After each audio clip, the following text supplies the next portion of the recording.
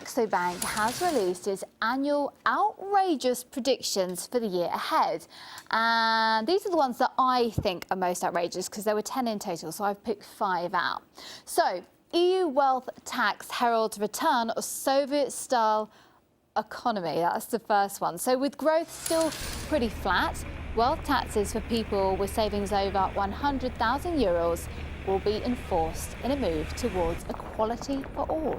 Then, anti-EU alliance will become the largest group in Parliament. Yes, so, well, you don't need me to tell you that this would mean political and economic turmoil and perhaps the end of the Union.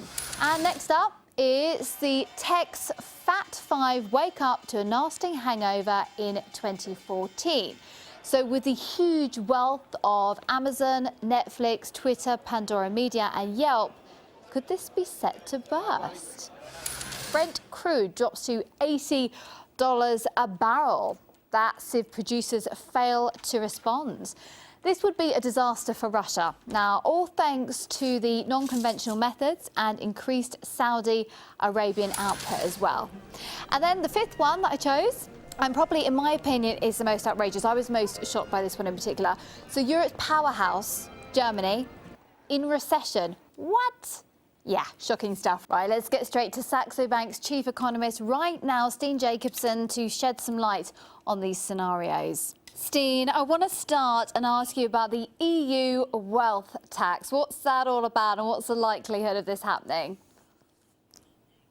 I think it's very likely. It's already been tabled by the IMF as an indication of what is needed in Europe.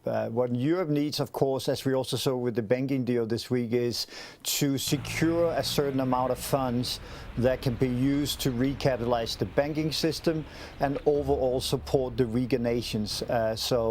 I mean, the European economy has moved pretty much to almost to a Soviet-style economy with planned economy, and I think this will be the final straw, confiscating wealth from Europeans. So if you've got money, hide it. Moving on, anti-EU alliance will become the largest group in Parliament. Now, this is worrying. That could end the Union completely. Yes. So what you probably noticed is that in England, in the UK, the UKIP party, the UK Independent Party, is now bigger than the Tories exactly to this European parliamentary election. Similar in France, Marine Le Pen is having strong wind into her sails, and the far right in Holland, which also represents the anti-EU, is also doing extremely well in the polls. So by end of May, we could have a situation potentially where the biggest or the second biggest fraction of the European Parliament would be the anti-EU vote, which runs counter to what the EU Commission and most of the politicians want, of course, because they want more Europe, not less. But it seems like the voters want exactly the opposite. They certainly want less Europe, not more.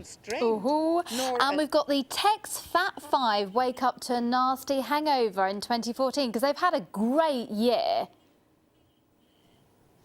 Yeah, they had a phenomenal year, and what is interesting is that we're not actually saying that technology is expensive. What we are saying is that these names, which is household names, the names that people recognize, the ones that people use, are the ones that are at a bigger risk. The bigger risk comes from the fact that when they buy technology, they tend to buy what they do know, and that's what we're trying to point out.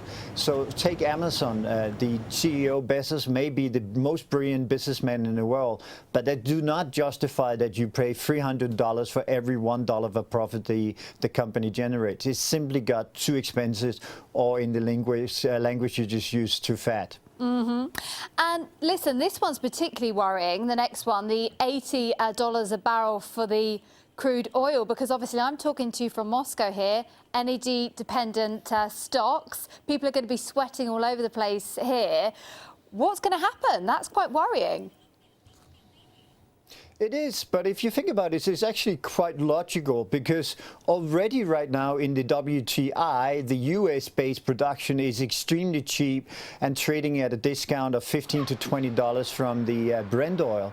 But if we look at the Brent oil itself, of course, the bigger risk, or the positive risk, if you think in geopolitical terms, is that Iran comes online in terms of production again. On top of that, you have Libya, you have a number of the other countries that over the past couple of years has seen a much smaller production relatively. If they do come online, and at the same time, as I do expect, a slightly weaker global growth, you have almost a perfect storm in terms of the price. And as you correctly say, there will be a challenge to not only Russia, but certainly to most of the Middle East. Absolutely, watching that one for sure. Now this one, for me, was my personal most outrageous one.